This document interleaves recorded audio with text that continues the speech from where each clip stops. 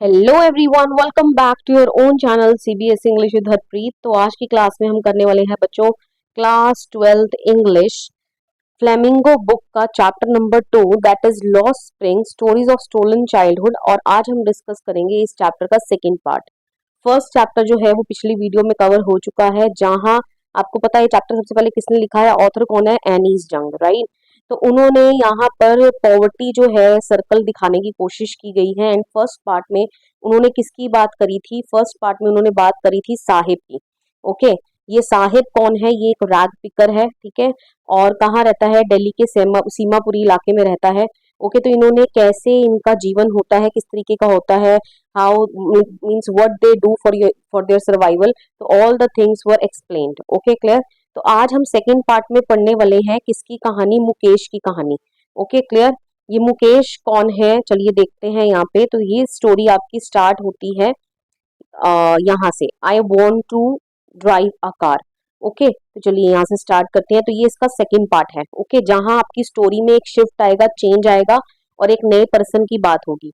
तो यहाँ पर किस बच्चे की बात होगी, मुकेश की। Insist on being his own master, ठीक है। मुकेश जो है वो इस चीज पर स्ट्रेस देता है, जोर देता है कि वो अपना खुद का मास्टर बनेगा। I will be a motor mechanic, he announces. तो वो क्या बोलता है कि मैं क्या बनूंगा, मोटर मैकेनिक बनूंगा। Do you know anything about cars, I ask. तो आई यहाँ पर कौन है, एनीस जंग है, राइट। तो उन्होंने बोला, पूछा मुकेश से कि क्या तुम कार्स के बारे में कुछ जानते हो। I will learn to drive a car, he answers. तो वो आगे से क्या आंसर करता है कि नहीं, अभी तो मुझे नहीं पता, लेकिन I will surely learn how to drive a car, ठीक है। किस तरीके से कार को चलाते हैं, क्या करते हैं, मैं वो सीख लूंगा। Looking straight into my eyes, और ये सब कुछ बोलते हुए मुकेश की आंखें बिल्कुल मेरी आंखों के अंदर थी। ओके, कहने का मतलब वो बिल्कुल सीधा मेरी नजरों में ही देख रहा था। His dream looks like a mirage amidst the dust of streets that fill his town Firozabad, famous for its bangles. Okay, तो अब हमें पता चल गया मुकेश कहाँ से बिलोंग करता है, बच्चे फिरोजाबाद से बिलोंग करता है, ठीक है। And Firozabad is famous for bangles making, right. Bangle चूड़ियों बनाने के लिए फेमस है। तो बोल रही है कि उसकी जो ये ड्रीम है ना, ये एक मिराज की तरह लग रही है, ठीक है। Among the dusty amidst the dusty streets, कहने का मतलब जिन वो फिरोजाबाद की ऐसी गलियों में रहता है जिसमें काफी धूल भरी है, ठीक है, जो किसके लिए फेमस है, बैंगल मेकिंग के लिए फेमस है। तो उस उन सब के बीच जो मुकेश की जो ड्रीम है वो काफी क्या लग रही है, मिराज की तरह। मिराज क्या होता है बेटा, ये एक ऑप्टिकल फिनोमिना होता है। जैसे कि डेजर्ट में क्या होता है, सन रेज की वजह से ऐसा लगता है कि जैसे दूर कहीं पर यहाँ पर क्या है, पानी है, ठीक है। लेकिन जब पास जाओ तो यहाँ पर पानी नहीं होता, तो कहने का मतलब फेक। ओके, तो ऐसी इसकी ये जो ड्रीम है ये काफी क्या लग रही है, फेक लग रही है, धुंधली सी लग रही है। Okay, clear.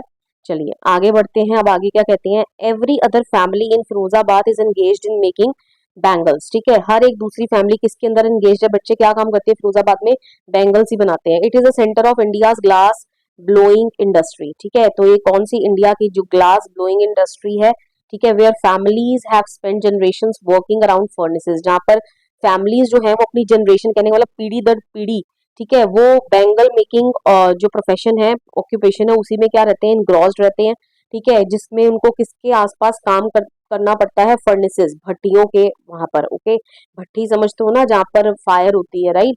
Welding glasses, glasses को वेल्ड करते हैं। मेकिंग बैंगल्स, बैंगल्स को बनाते हैं for all the women in the land it seems, ठीक है।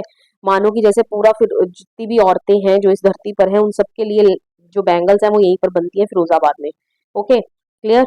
Mukesh family is among them, तो मुकेश की फैमिली भी उनमें से एक है। None of them know that it is illegal for children like him to work in glass furnaces with high temperatures in dingy cells without air and light. Okay, clear. तो dingy क्या होता है बच्चे, a small room poorly lit, ठीक है, एक छोटा सा कमरा, ठीक है, जहां पर प्रॉपर रोशनी भी नहीं है, उसको बोलते हैं।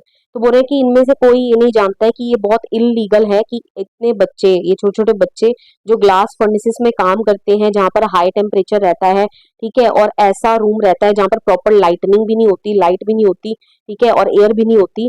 That the law if enforced, अगर लॉ लागू कर दिया जाए, ठीक है, तो क्या होगा, could get him and all those 20,000 children out of the hot furnaces where this log their daylight hours, often losing the brightness of their eyes. Okay, तो यहाँ पर वो ये बोल रही है कि अगर इनको ये नहीं मालूम कि अगर ये कानून लागू हो जाए, तो कानून की, क्योंकि चाइल्ड लेबर आपको पता है इज प्रोहिबिटेड, ठीक है, तो ये सारे बच्चे ही हैं, तो इन 20,000 बच्चों को ये उन तपती हुई फर्नेसेस मतलब भट्टियों में से बाहर लेकर आ सकता है, जहां पर ये अपने डे लाइट आवर्स कहने का मतलब जो दिन का पूरा समय है उसको क्या कर देते हैं, स्लॉक कर देते हैं।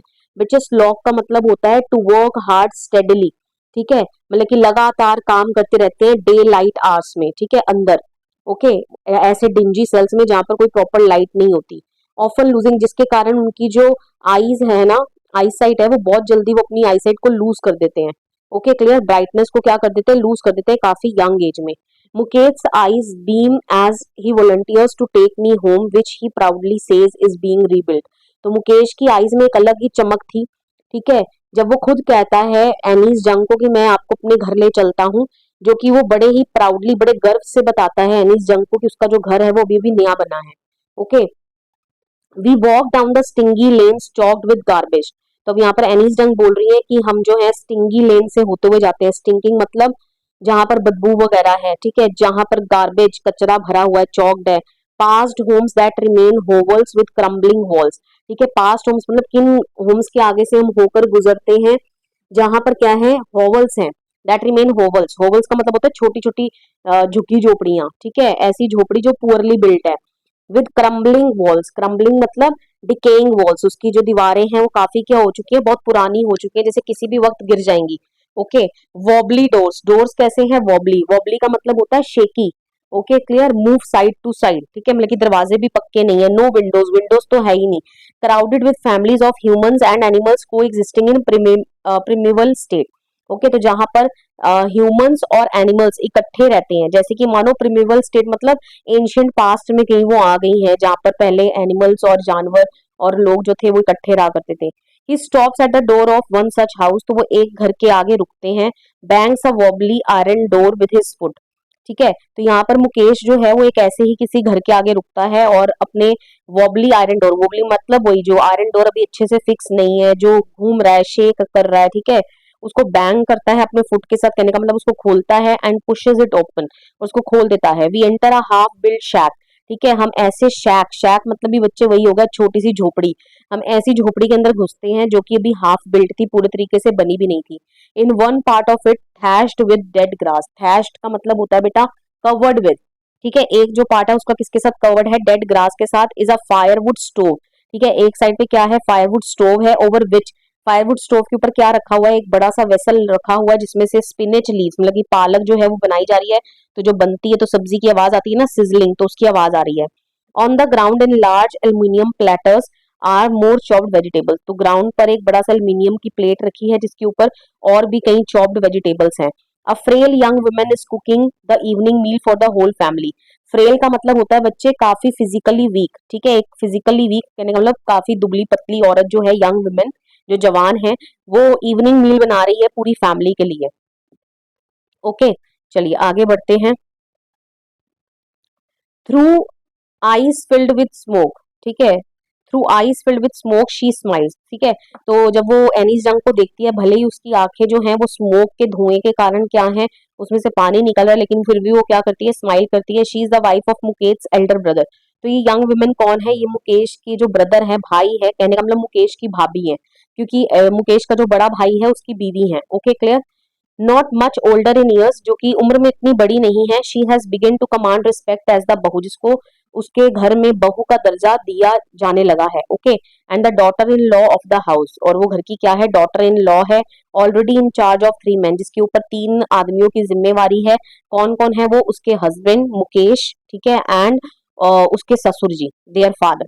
Okay, when the older man enters, जब जो उसके ससुर जी हैं जब वो एंटर करते हैं तो क्या होता है यहाँ पे, she gently withdraws behind the broken wall and brings her veil closer to her face, तो वो पीछे जो एक ब्रोकन वॉल है उसके पीछे जाकर चली जाती है, छिप जाती है, और अपना जो वेल है, घूंघट है, उसको अपने फेस पर ले आती है, कहने का मतलब अपने चेहरे को ढक लेती है अपने घूंघट से।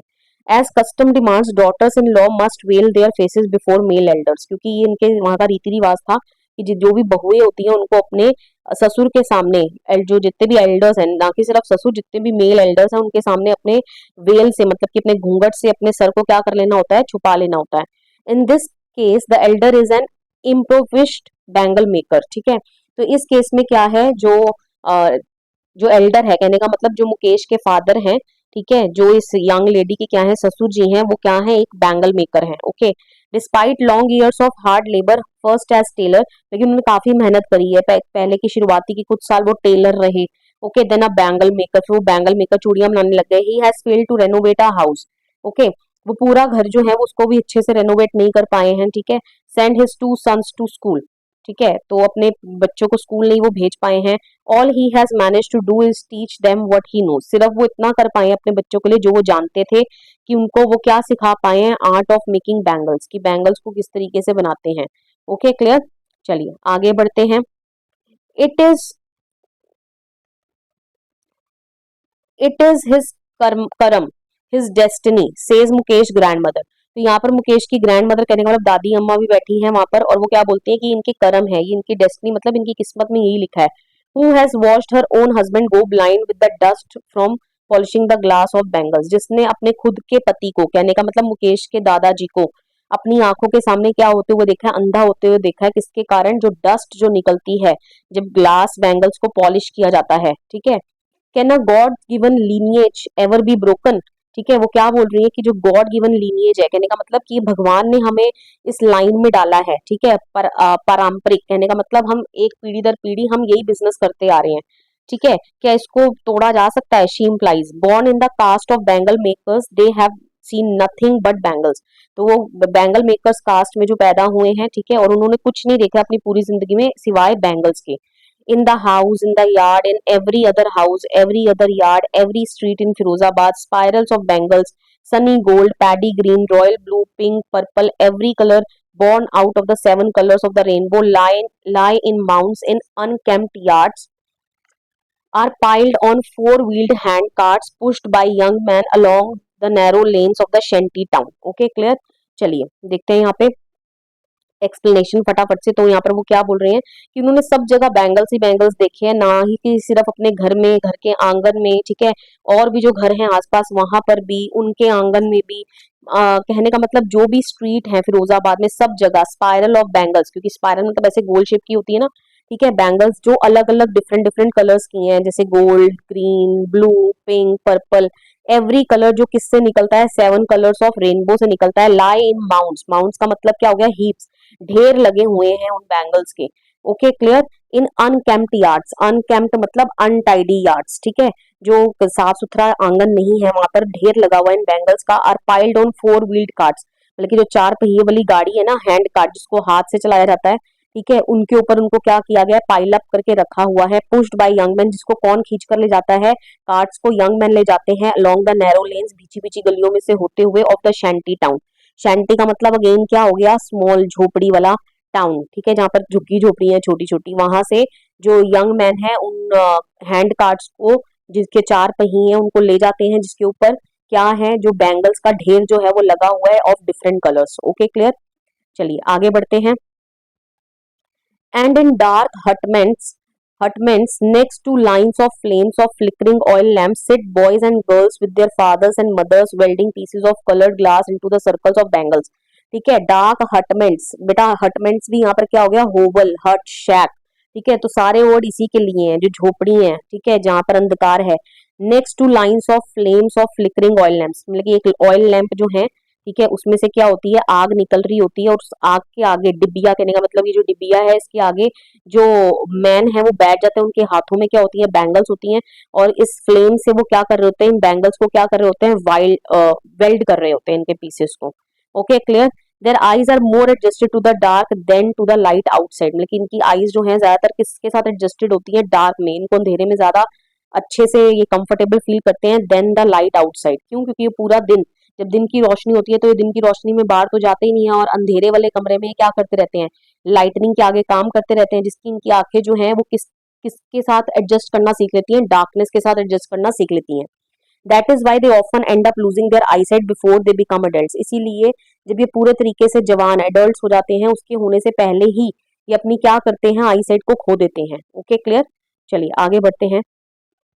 अब वो यहाँ पर किसी और एक लड़की की बात शेयर कर रही हैं, ये मुकेश की बात नहीं है, ये एक और ही लड़की है सविता, जो कि उनको कहाँ मिलती है, फिरोजाबाद में मिलती है। ठीक है, तो यहाँ पर वो उसकी बात शेयर कर रही है। Savita young girl in a drab pink dress, drab मतलब अनकलर्ड, फेडेड, ओके, जिसका कलर निकल गया है, ठीक है, sits alongside an elderly women. ठीक है, सविता एक यंग गर्ल जिसने एक पिंक ड्रेस पहन रखी है जो कि काफी फेडेड है, जो कि एक बूढ़ी औरत के साथ बैठी हुई है, सोल्डरिंग पीसेस ऑफ ग्लास। वो भी क्या कर रही है, यही सोल्डरिंग मतलब ये जो पीसेस ऑफ ग्लास है उनको क्या कर रही है, वेल्ड कर रही है। As her hands move mechanically like the tongs of a machine, मतलब कि उसके हैंड्स जो है इतने परफेक्टली कोऑर्डिनेशन के साथ काम कर रहे हैं जैसे कि टोंग्स ऑफ अ मशीन के कोई एक मशीन काम करती है। I wonder if she knows the sanctity of the bangle she helps make. Okay, क्या अब वो यहाँ पर आई मतलब यहाँ पर एनिस जंग जो है वो सोच रही है कि क्या इसको पता भी है सविता को कि इन बैंगल्स की कितनी होलीनेस है, कहने का मतलब सैंक्टिटी का मतलब कितनी ये पवित्र है, होली है। ठीक है, जो वो बैंगल्स बना रही है, जिन बैंगल्स को बनाने में मदद कर रही है। It symbolises an Indian women सुहाग। ये जो बैंगल्स है किसका सिंबल है, इंडियन वुमेन के सुहाग का प्रतीक है। ऑस्पिशियसनेस इन मैरिज, ठीक है, मतलब कि मैरिज जब हो जाती है लड़कियों की तो इनको क्या माना जाता है, ऑस्पिशियस मतलब शगुन का प्रतीक माना जाता है, क्योंकि सुहागनों की जो कलाई है उसको कभी खाली नहीं छोड़ा जाता। Okay, clear.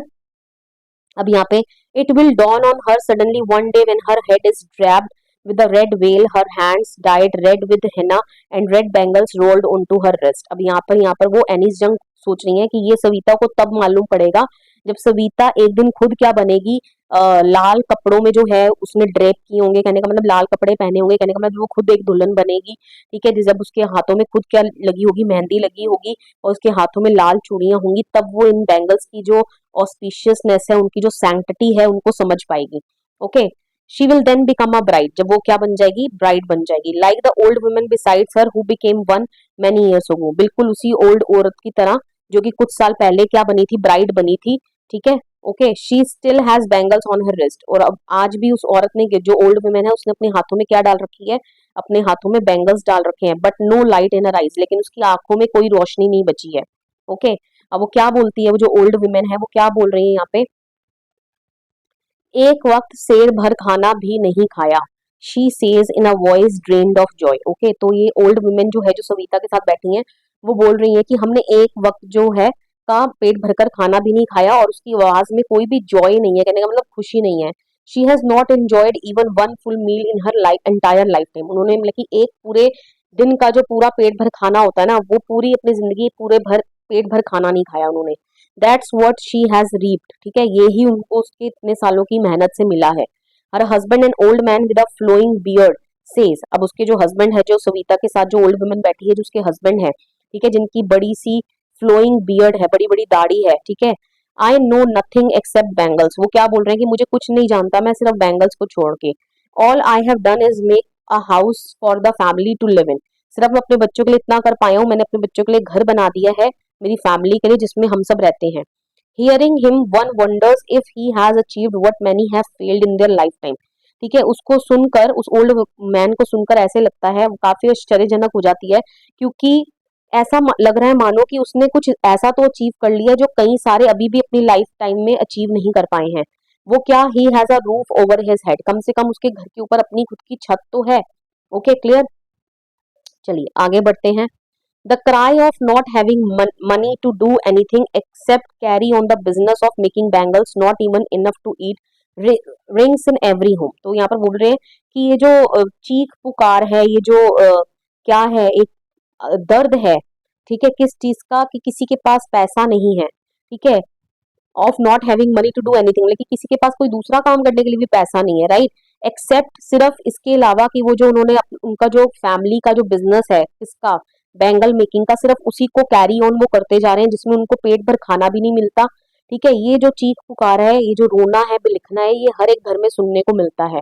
Okay, the young man echo the lament of their elders. ठीक है, वही जो यंग मैन है, जो उनके एल्डर्स शुरू से जैसे वो अपने बड़ों को, पूर्वजों को सुनते हुए आए हैं कि वो हमेशा रोते पछताते ही आए हैं इस प्रोफेशन में, तो बिल्कुल यंग मैन भी वही कर रहे हैं। ठीक है, little has moved with time. ठीक है, वक्त के साथ साथ बहुत कम चीजें ही चेंज हुई हैं, इट सीम्स इन फिरोजाबाद। ठीक है, कहने का मतलब वक्त के साथ बहुत कम चीजें ही यहाँ पर चेंज हो पाई हैं। Years of mind numbing toil have killed all initiative and the ability to dream.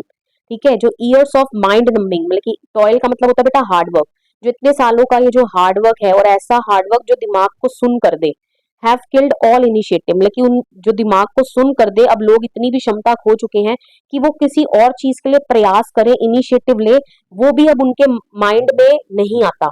Okay, and the ability to dream, कहने का मतलब वो ड्रीम भी नहीं करते इस चीज के बारे में कि हम बैंगल मेकिंग को छोड़ के कुछ और काम भी करेंगे। ओके, चलिए आगे। Why not organize yourselves into a corporative, ठीक है, अब यहाँ पर वो बोलती हैं एनिस जंग, उनको सजेशन देती हैं कि आप अपने आप को कॉर्पोरेटिव्स में क्यों नहीं अरेंज कर लेते। ठीक है, कॉर्पोरेटिव्स बच्चे आपको पता होगा जहां पर क्या होता है, आपने इकोनॉमिक्स में पढ़ा है क्लास 10th में। ठीक है, जहां पर क्या होता है, बहुत सारे लोग जैसे जो बैंगल्स बनाते हैं, मान लो ये परिवार बैंगल बनाता है, ये बैंगल बनाता है, ये तो ऐसे कई सारी परिवार जो बैंगल्स बनाते हैं वो एक साथ इकट्ठे आ जाएं। ठीक है, वो अपना एक यूनिट बना ले, अपना एक कोऑपरेटिव बना ले, जहां पर इनकी जितनी जितनी क्षमता है पैसे कंट्रीब्यूट करने की, क्योंकि जब ये अकेले थे तब भी तो वो बैंगल्स बना ही रहे थे, राइट, उसमें कुछ ना कुछ पैसा तो लगा ही रहे थे। तो ये सब मिलकर क्या करेंगे, पैसा लगाएंगे। ठीक है, तो ये लार्ज स्केल पे क्या कर पाएंगे, बैंगल प्रोडक्शन कर पाएंगे, जिससे क्या होगा, जिसको ये मार्केट में जाकर बेचेंगे तो इनको मुनाफा होगा और उसको ये डिस्ट्रीब्यूट कर लेंगे आपस में। Okay, clear. अब इसका फायदा क्या होगा, अब यहाँ पर हम देखते हैं। I ask a group of young men who have fallen into a vicious circle of middlemen who trapped their fathers and forefathers। ठीक है, तो मैंने ऐसा किसको बोला, एक ग्रुप ऑफ यंग मैन को बोला, ठीक है, जो जवान थे, ठीक है, जो एक विशियस सर्कल में पड़ चुके थे। विशियस सर्कल का मतलब क्या होता है बच्चे, malicious circle, malicious circle, vicious circle means malicious circle. ठीक है, एक ऐसे जाल में वो फंस चुके हैं। मलिशियस मतलब जहां पर उनका क्या हो रहा है, हर्ट कर रहा है उनको कोई। ठीक है, कौन कर रहा है, मिडल मैन, जो एक बीच में एक ब्रोकर है ना, जो मिडल मैन है, जिससे ये क्या करते हैं, मटेरियल खरीदते हैं। ठीक है, फिर चूड़ियां बनाते हैं, ठीक है, फिर उसको आकर बेचते हैं, फिर वो आगे जाके मार्केट में बेचता है। ठीक है, तो ये मिडल मैन का जो चक्कर है ना, जो बीच में अपनी कमाई रखता है, अपनी कमीशन रखता है, ठीक है, जिसके कारण ये ट्रैप में फंसे हुए हैं। ठीक है, ना कि सिर्फ इनके फादर, इनके फोर फादर, कहने का मतलब इनके पूर्वज भी इस मिडल मैन के ट्रैप में क्या है, फंसे हुए हैं। तो इसीलिए वो उनको एक सजेशन देती है कि आप कॉपरेटिव्स में अरेंज कर लो अपने आप को, जिसके कारण क्या होगा, आपका रॉ मटेरियल भी सस्ते में मिलेगा क्योंकि आप ज्यादा बल्क में खरीद रहे हो। ठीक है, और आपको मुनाफा भी अच्छा होगा। Okay, clear. लेकिन अब यहाँ पे क्या होता है, क्या बोलते हैं आगे, even if we get organize, ठीक है, अगर हम ऑर्गेनाइज भी हो जाते हैं तो यहाँ आगे से जवाब आता है। ठीक है, कि अगर हम ऑर्गेनाइज भी हो जाते हैं, we are the ones who will be hold up by the police, मतलब कि हम ही लोग होंगे जिनको पुलिस क्या करेगी, होल्ड करेगी, मतलब कि हमें क्या करेगी, परेशान करेगी। Okay, clear. Beaten and drag to jail for doing something illegal, मतलब कि हमें ही मारा पीटा जाएगा, हमें ही सीट के क्या ले जाया जाएगा, जेल में ले जाया जाएगा, और हमें ये बोला जाएगा कि आप कुछ ऐसा कर रहे हो जो कि क्या है, इलीगल है, दे से। ठीक है, तो उन यंग मैन ने एनिस जंग को बताया।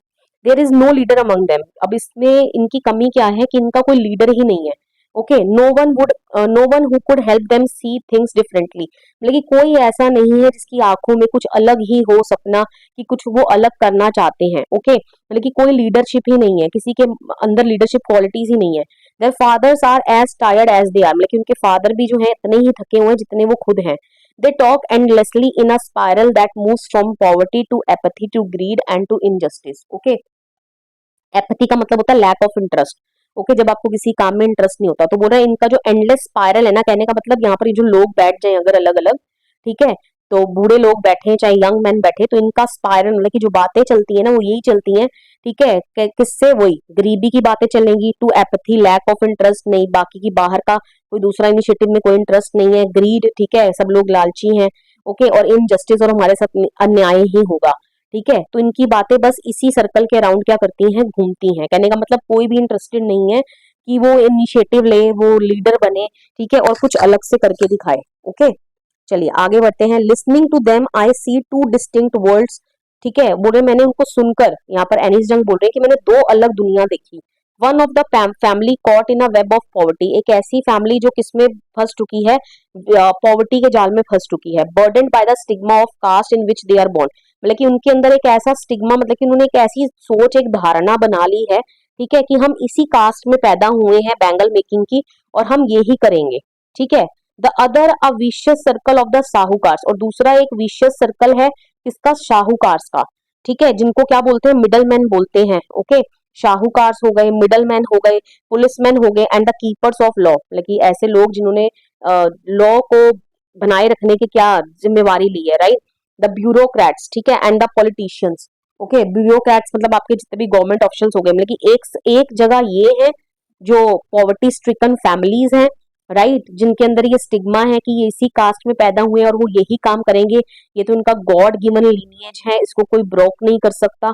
ओके, और दूसरी जगह क्या है, शाहूकार हैं, बड़े बड़े लोग हैं, मिडलमैन हैं, पुलिसमैन है, कीपर्स ऑफ लॉ हैं, ब्यूरोक्रेट्स हैं और पॉलिटिशियंस हैं। ठीक है, they have together they have imposed the baggage on the child that he can not put down.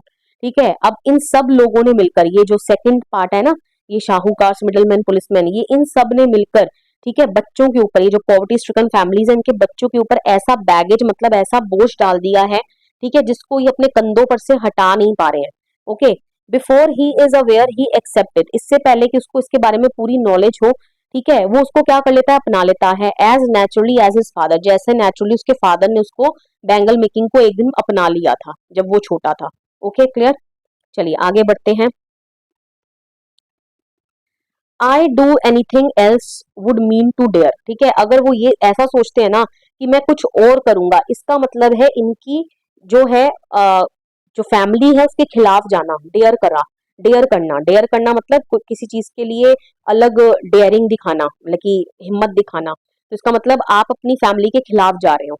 And daring is not part of his growing up, और daring करना जो है इनके ग्रोइंग अप का हिस्सा नहीं है, क्योंकि हर कोई जो है वो एक्सेप्ट कर चुका है जिस कास्ट में वो पैदा हुआ है। ठीक है, तो डेयरिंग करना कहने का मतलब उसके बाहर जाकर कुछ सोचना, तो ये इनके इनमें इनको सिखाया ही नहीं गया है।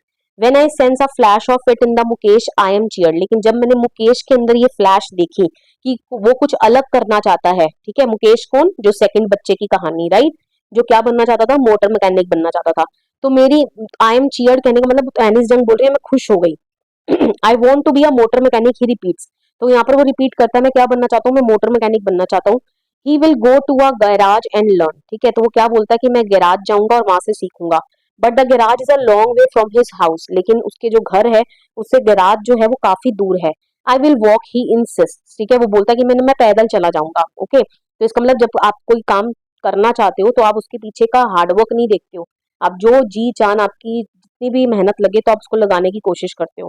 ठीक है, then distance does not matter. Okay, तो सेम यहीं पर यही हो रहा है। Do you also dream of flying a plane, तो यहाँ पर ये एनिस डंग पूछ रहे हैं कि क्या तुमने कभी ऐसा भी ड्रीम किया है कि तुम कभी प्लेन उड़ाओगे। ही इज सडनली साइलेंट, तो वो एकदम से खामोश हो गया मेरे इस क्वेश्चन को सुनकर। नो ही सेज, वो आगे से क्या जवाब होता है, नहीं, बिल्कुल नहीं। स्टेयरिंग एट द ग्राउंड, वो ग्राउंड की ओर देखते हुए बोलता है, ठीक है, जैसे मानो कि आसमान में उड़ने के सपना देखना तो उसकी लिमिट के बाहर है, उसके उसकी बाउंड्री के बाहर है। इन हिज स्मॉल मरमर, ठीक है, जो वो मरमर करता है, मरमर का मतलब अपने मुंह में कुछ चीज बोल जाना, बहुत slow. Okay, there is an embarrassment, ठीक है, वो इस तरीके से बोलता है जैसे मानो कि उसके आवाज में एक एम्बेरसमेंट मतलब एक दुख, एक दर्द झलक रहा है। Okay, that he has not yet turned into regret, ठीक है, जो अभी रिग्रेट में नहीं बदला है, रिग्रेट मतलब बिल्कुल पछतावे में नहीं बदला है, कहने का मतलब अभी वो सिर्फ एम्बेरस ही है, अभी वो सोच रहा है, अभी वो अपने जो उनके जो बड़े हैं, एल्डर्स हैं, जो उसके, ठीक है, फोर फादर्स हैं, उनकी तरह बैठ के रिग्रेट नहीं कर रहा, हाथ पे हाथ धर के सिर्फ कोस नहीं रहा अपने आप को। ठीक है, कहने का मतलब अभी ना अभी कहीं ना कहीं उम्मीद बाकी है। Okay, he is content to dream of cars, वो इस कंटेंट मतलब वो इसी चीज में सेटिस्फाइड है, ठीक है, सेटिस्फाइड है कि वो किसकी ड्रीम कर रहा है, कार्स की ड्रीम कर रहा है, that he sees hurtling down the streets of his town, ठीक है, जो वो अपनी जो टाउन है फिरोजाबाद है वहां की स्ट्रीट्स में हर्टलिंग मतलब मूविंग करते हुए जो क्या है देखता है कार्स को। Few aeroplanes fly over Firozabad, और जो एरोप्लेन्स है वो काफी कम ही जो है वो फ्लाई करते हैं फिरोजाबाद के ऊपर से। ओके, विद दिस यहाँ पर जो हमारा चैप्टर है बच्चे वो खत्म हो जाता है। तो कहने का मतलब किस तरीके से हमें दो बच्चों की कहानी बताई गई है जो एक विशियस सर्कल में जो है वो फंस चुके हैं। पहला बच्चा कौन है, साहिब है, ठीक है, जो दिल्ली के सीमापुरी इलाके में रहता है और ये रैक पिकिंग का काम करता है, और दूसरा बच्चा जो है वो मुकेश है, ओके, जो फिरोजाबाद रहता है, जो जिसकी फैमिली जो है बैंगल मेकिंग का काम करती है। तो किस तरीके से लोग जो है इन ये जो छोटे छोटे बच्चों से उनका जो बचपन है वो छीन लिया गया है। कहने का मतलब जो एक स्प्रिंग सीजन कैसे होता है बेटा, स्प्रिंग सीजन में फ्लावर्स जो है वो क्या करते हैं, ब्लूम करते हैं, राइट। तो बचपन जो होता है ना वो बच्चों का एक स्प्रिंग सीजन होता है, राइट, जिसमें वो काफी क्या करते हैं, ब्लूम करते हैं, खिलते हैं, उनके नए नए सपने होते हैं। लेकिन यहाँ पर क्या है, उनसे इन सपनों को क्या कर लिया गया है, छीन लिया गया है।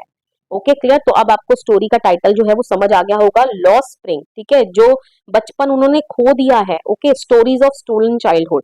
तो दो बच्चों की यहाँ पर हमने कहानी पढ़ी है। With this I come to end of this chapters explanation. बच्चे वीडियो पसंद आया हो वीडियो को लाइक करिएगा, शेयर करिएगा, कमेंट करके बताइएगा वीडियो आपको कैसा लगा, and please don't forget to subscribe your own channel CBSE English with Harpreet. मिलते हैं नेक्स्ट वीडियो में, till then stay tuned and take care of yourself, bye bye.